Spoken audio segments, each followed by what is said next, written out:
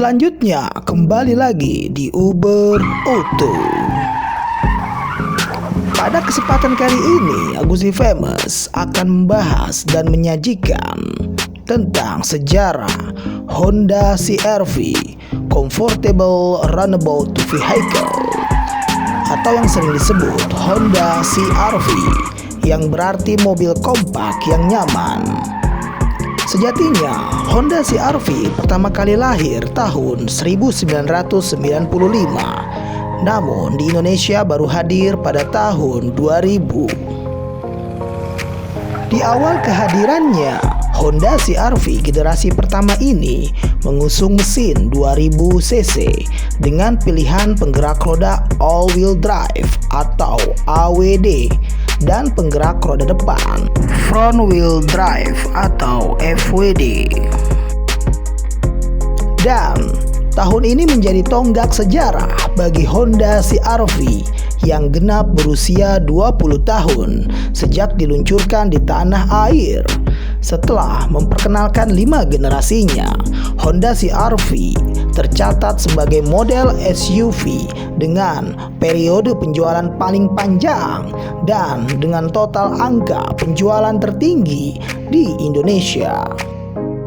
Pada saat diluncurkan, Honda CR-V memulai tren mobil SUV di pasar otomotif yang hingga saat ini menjadi salah satu segmen paling diminati. Memulai tren mobil SUV di pasar otomotif yang hingga saat ini menjadi salah satu segmen paling diminati konsumen tanah air. Terbukti hingga akhir 2019, 213.240 unit Honda CR-V telah terjual dan meraih lebih dari 40 penghargaan bergengsi dari media dan ajang otomotif di dalam negeri. Didesain sebagai sebuah produk global, Honda Motor pertama kali memperkenalkan CR-V pada tahun 1995. Hingga kini, model ini telah dipasarkan di 130 negara dengan penjualan lebih dari 9 juta unit. Generasi pertama CR-V diperkenalkan di Indonesia pada September tahun 2000 sebagai sebuah SUV cross country. Saat itu, CR-V dibekali dengan satu varian mesin, yaitu mesin 2.0L dengan percepatan automatik dan manual. Honda CR-V generasi pertama ini diproduksi dari 1996 sampai tahun 2002. Saat itu hanya satu model yang tersedia dengan mesin 2.0L atau tenaga maksimum 126 horsepower dan torsi maksimal 180 Nm. Untuk Indonesia, CR-V generasi pertama ini hadir pada tahun 1998 dalam wujud CBU atau Car Built Up yang ditandai dengan mesin berkode B20 pada engine bay-nya. Sedangkan versi rakitan lokal muncul pada tahun 2000 yang mengusung mesin F20 yang juga punya kapasitas 2000 cc. Dari segi performa, CR-V bermesin B-Series punya muntahan daya yang lebih besar dari yang bermesin F. Kiprah lokalnya rampung pada tahun 2002. Honda CR-V mengalami perubahan minor tahun 1999 dengan adanya perubahan mesin. Hal itu disebabkan karena adanya kritikan pada mesinnya yang tidak cukup mumpuni tenaganya untuk membawa CR-V yang 1.500 kg.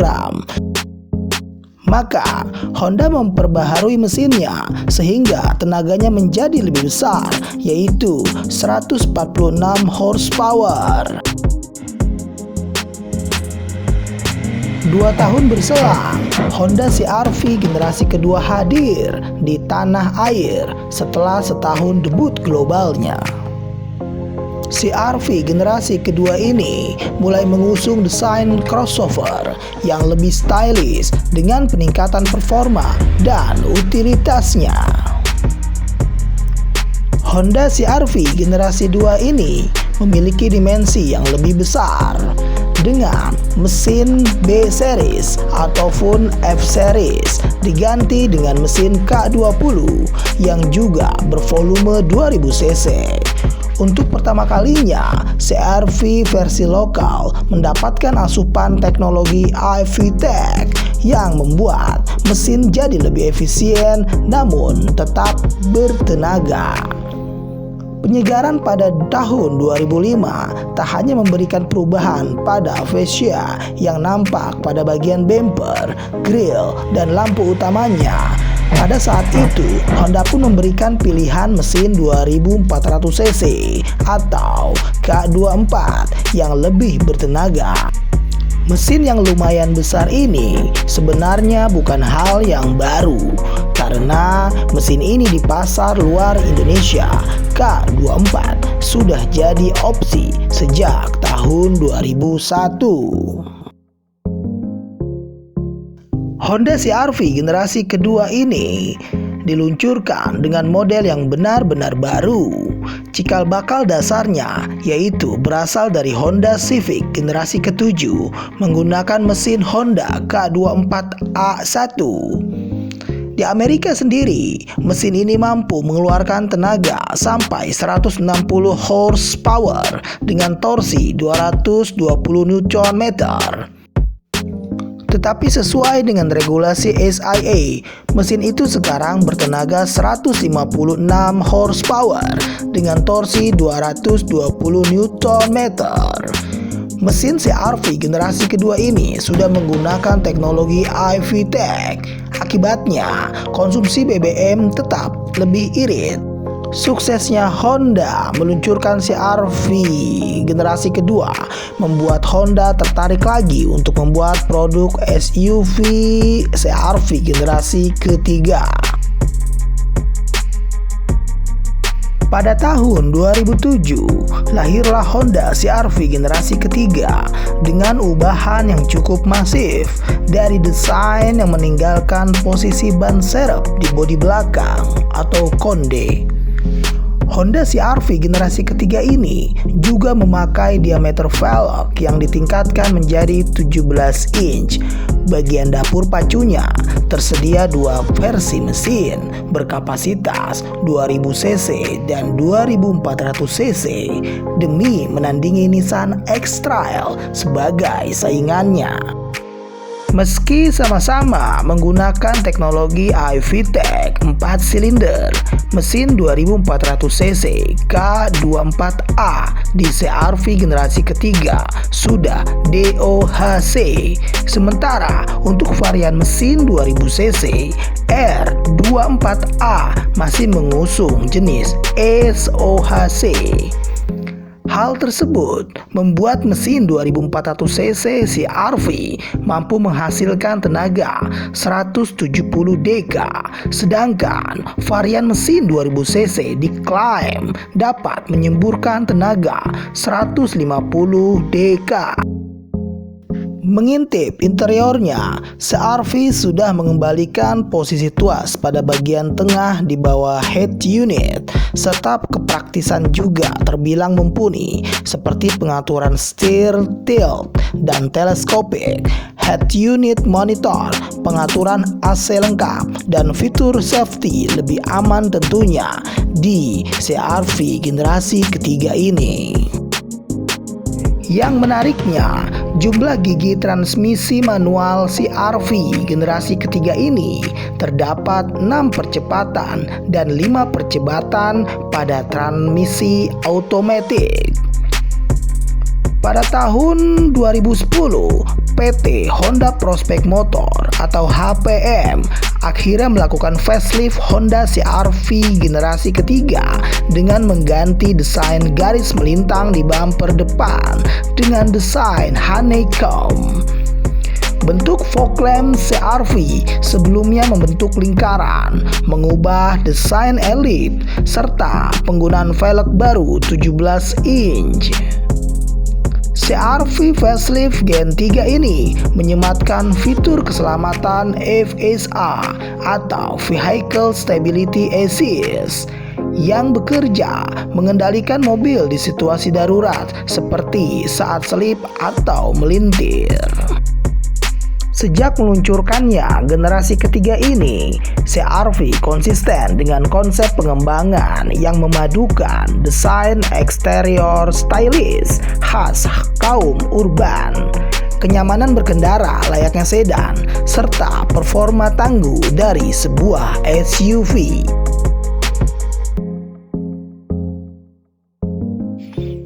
Honda CR-V generasi keempat juga sempat tampil sebagai konsep mobil pada Orange Country International Auto Show dengan mesin serupa dengan generasi sebelumnya.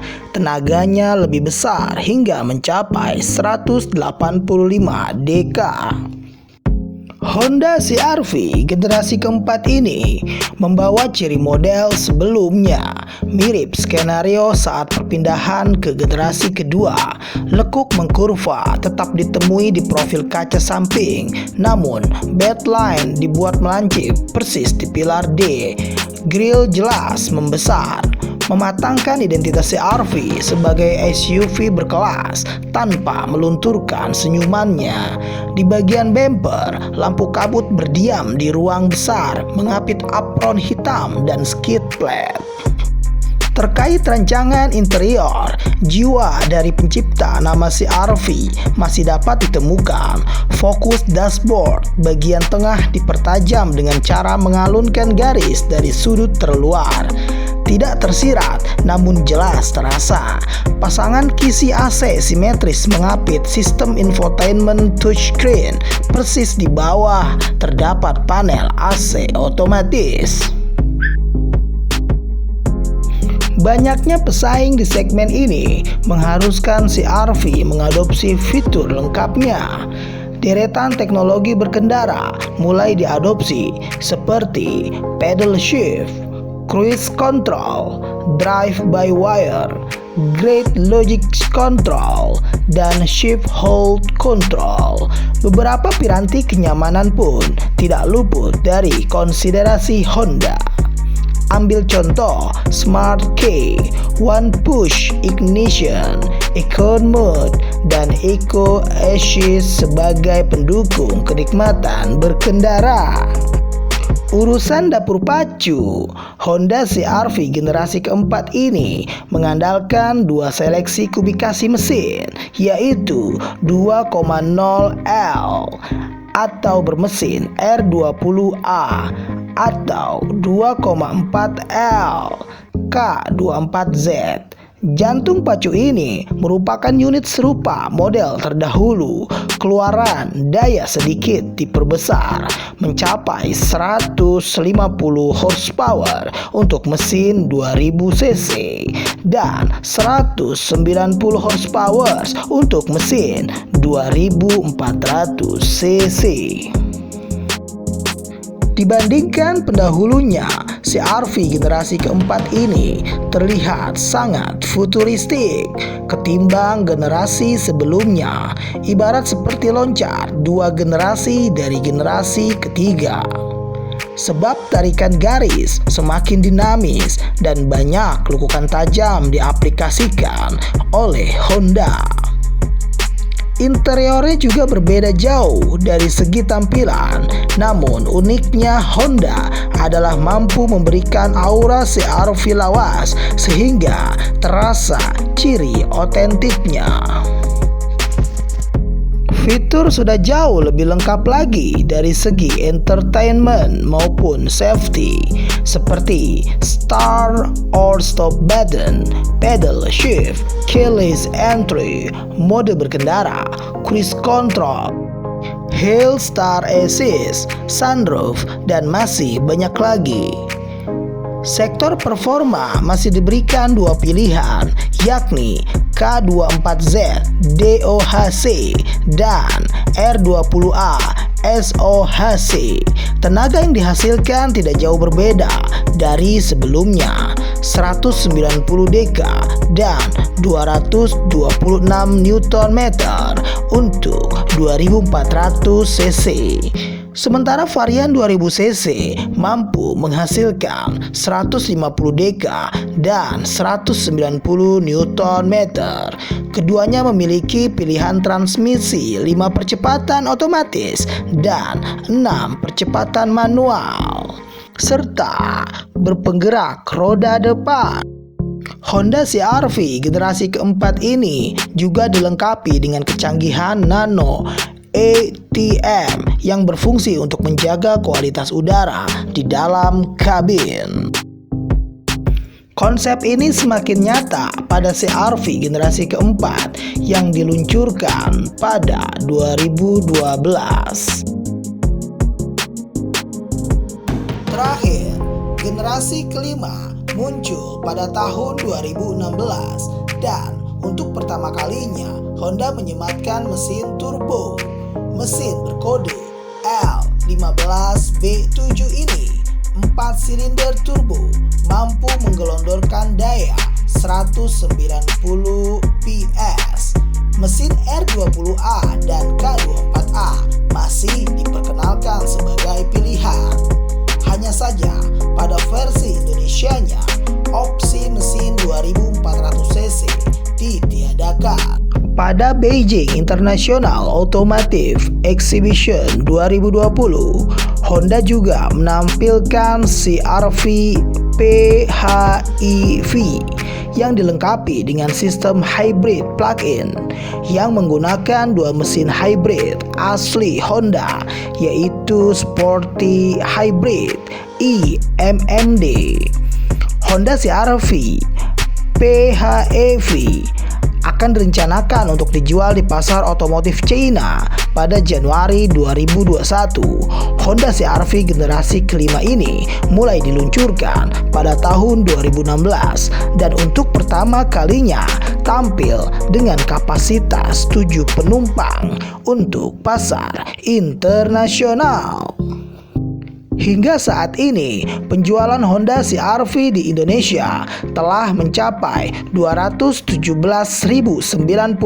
unit sejak pertama kali diluncurkan pada September tahun 2000. Penjualan Honda secara total pada bulan September pun kembali naik sebesar 20% daripada bulan sebelumnya. Dan untuk pertama kalinya, CR-V generasi kelima ini juga menawarkan pilihan bangku berkapasitas 7 penumpang pada varian 1,0 liter turbo dan 1,0 liter turbo Prestige, serta 5 penumpang pada varian 2,0 liter. Pemandangan dari dalam kabin all new Honda CR-V semakin luas dengan hadirnya power panoramic sunroof. Honda CR-V sendiri merupakan produk istimewa bagi Honda karena merupakan produk berkelas dunia yang juga telah mempunyai sejarah panjang dan konsumen loyal di Indonesia. Dengan konsep premium urban crossover yang ditawarkan Honda CR-V hingga ke generasi kelima ini sangat sesuai dengan kebutuhan konsumen yang menginginkan kenyamanan dalam setiap perjalanan dengan kondisi jalan yang beragam di Indonesia. Demikian Uber Auto. Semoga menambah wawasan dan pengetahuan kalian seputar otomotif. Dan jangan lupa untuk menekan tombol subscribe dan aktifkan loncengnya agar kalian tidak ketinggalan video selanjutnya.